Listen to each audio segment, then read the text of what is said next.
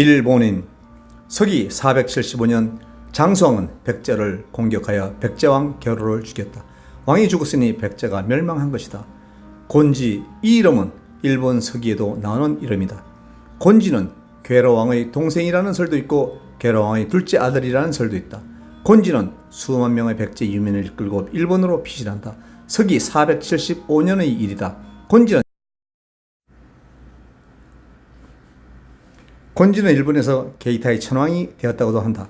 곤지는 아스키베 마을의 수호선이자 조상신이다. 백제의 무령왕은 곤지의 아들이다. 백제로 돌아서 왕이 된 것이다. 서기 660년 나당 연합군에 의하여 백제는 멸망하고 의정은 당나라로 끌려간다. 백제의 멸망은 공주성주 예석진이 배반하여 의정을 묶어서 항복하였기 때문이다. 백제는 부하의 배신으로 망한 나라다. 이에 많은 백제의 유민들은 일본으로 도망을 갔다. 백제의 왕실과 일본 왕실은 형제들이기 때문에 백제 부흥 운동에 662년 170척의 전함을 보내서 백강에서 전투가 일어난다. 백강 전투를 끝으로 백제는 완전히 멸망하게 된다. 서기 700년 더 이상 백제의 부흥을 깰 수 없게 되자 일본 열도에서는 일본국이 탄생한다. 백제인들에 의하여. 일본 천황도 자신은 백제의 후손이라고 자인했다. 일본은 백제인들의 유민이 세운 나라다. 10만 명이 서기 700년에 있었다고 하고 50년의 인구가 3배가 는다고 계산하면 오늘날의 일본인은 백제인들이다. 결국 한국과 일본의 싸움은 과거 전라도 충청도인과 현재의 한반도인의 싸움이다. 일본을 부흥시킨 사람들은 1592년부터 1599년 임진왜란 당시 일본으로 끌려갔다가 조선으로 돌아오기를 거부한 조선의 선비, 관료 등 지식인들이었다. 물론 도공도 있었다. 일본에서 글을 읽을 줄 아는 사람들은 중들 뿐이었다. 조선으로 돌아오기를 거부한 조선의 선비들은 조선의 성리학을 버리고 공자시대의 유학을 발전시켰다. 1600년대 에도 막부는 서양과의 통상을 거부하고 네덜란드 상인들과의 통상만 허락한다. 네덜란드 상인들에 의해 서양의 의술과 철학이 들어왔다. 서양의 정치와 철학, 의학 용어는 생소한 것이었다. 일본인들은 이를 한자로 표현했다. 민주니, 평안이, 정치, 통상 등 이런 한자는 일본인들에 의해서 만들어진 것이었다. 이 당시 일본인들이 만든 한자어는 한국과 중국에서도 사용한다. 특히 한국에서 아주 많이 사용한다. 신라는 백제라는 나라를 멸망시켰다.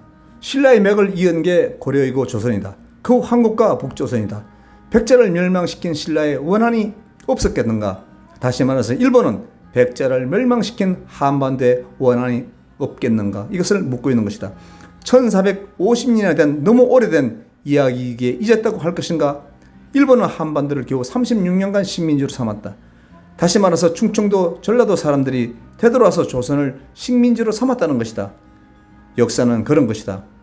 한국에 사는 역사를 모르는 많은 자들은 또 알아도 정치적으로 이용하려는 종북주의자들은 입만 벌리면 친일파라는 말을 한다. 친일파라고 욕을 하면 결국 충청도, 전라도 사람을 욕하는 것이다. 왜 세월이 많이 흘렀다고 아니라고 할 텐가? 조선이 일본에게 식민지가 된 것은 임진왜란 때 끌려간 조선 유학자들이 문화와 과학 문경을 발전시켰기 때문이다. 아니라고 할 것인가? 누가 조선을 침략했고 누가 식민지로 만들어서 원한이 뼈에 사무치게 하게 하였는가? 백제인들의 원한은 어디로 갔는가? 이런 역사 속에서 어떻게 일본과 등을 돌리고 살 것인가? 그리고 일제 식민지가 끝이 난 뒤에 74년이 지났다. 스스로 일본에게 벗어난 것이 아니라 미국 덕에 해방이 되었으면서도 잘났다고 떠드는 자들을 보면 구역질이 난다.